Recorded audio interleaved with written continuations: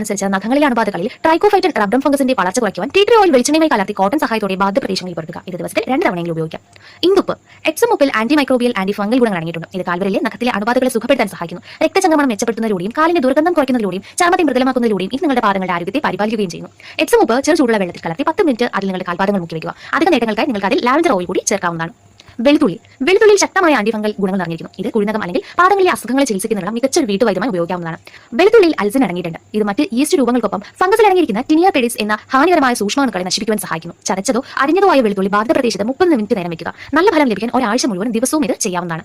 Baking soda കാലിലെ ദുർഗന്ധം അകറ്റാൻ മാത്രമല്ല കാൽവിരലിലെ നഖം സുഖപ്പെടുത്തുവാനും ഫലപ്രദമാണ്. നിങ്ങളുടെ കാലിൽ നിന്ന് അധിക ഈർപ്പം ആഗിരണം ചെയ്യാൻ ഇത് സഹായിക്കുന്നു. ഇതിന് ഫംഗിസ്റ്റാറ്റിക്സ് ഗുണങ്ങളുണ്ട്. നിങ്ങൾക്ക് ബേക്കിംഗ് സോഡ വെള്ളത്തിൽ കലർത്തി പേസ്റ്റാക്കി ബാധിച്ച പ്രദേശങ്ങളിൽ പുരട്ടാം. 10-20 മിനിറ്റിന് ശേഷം വെള്ളം ഉപയോഗിച്ച് കഴുകി കളയാവുന്നതാണ്. കട്ടൻ ചായ ടാനിക് ആസിഡ് അടങ്ങിയ ബ്ലാക്ക് ടീ നിങ്ങളുടെ പാദങ്ങൾ വരണ്ടതാക്കുകയും പാദത്തിലെ സുഷിരങ്ങൾ അടയ്ക്കുകയും അതുവഴി വിയർപ്പ് കുറയ്ക്കുകയും ചെയ്യും. ഇത് നിങ്ങളുടെ കാൽവിരലിലെ ബാക്ടീരിയകളെയും കൊല്ലുന്നു. ടീ ബാഗുകൾ ഉപയോഗിച്ച്